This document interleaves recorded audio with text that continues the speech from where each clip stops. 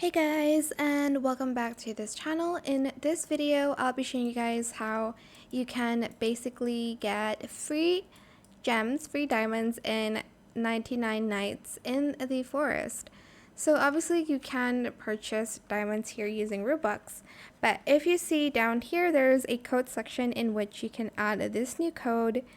Unfortunately, you only get a little bit. It is the Afterparty code, so I'm just going to type in Afterparty. Press submit and I will get 15 gems from that. And that is pretty much it. The code again is Afterparty. That is it for this video. That's how you can get free gems in this game. Obviously, there's another way to earn this by playing the actual game and kind of getting it from the cult, I guess.